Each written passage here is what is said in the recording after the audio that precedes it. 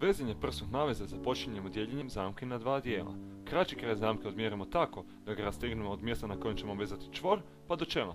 Mjesto koje smo tako odmjerili prirežemo zubima, dok duži kraj zamke čvrsto motamo 3 puta visoko oko prsnog koša.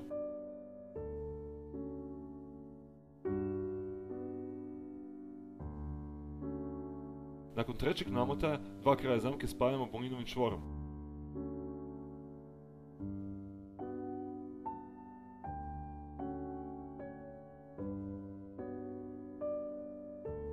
Čvor dodatno osiguravamo sa po jednim osiguravajućim čvorem sa svake strane. Pritom osiguravajuće čvorove vežemo preko sva tri namotaja zamke. Tako dobivamo četverokut koji je jedino mjesto na prsnom navezu koje smijemo opteretiti, to jest mjesto na kojem ćemo staviti matičar. U sljedećem koraku duži kraj zamke prebacujemo preko ramena. Provučemo ga preko sva tri namotaja zamke te ga vratimo nazad na prednju stranu. Pritom moramo paziti da se zamka sa zadnje strane križa.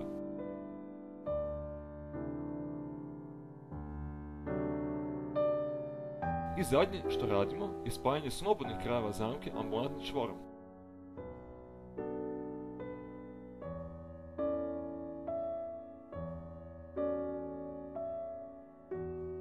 Koji također osiguravamo sa po jednim osiguravajućim čvorom sa svake strane.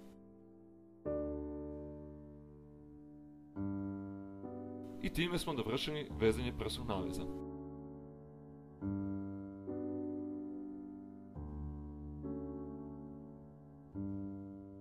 Sada ćemo pobliže pogledati kako se veže svaki od spomenutih čvorova.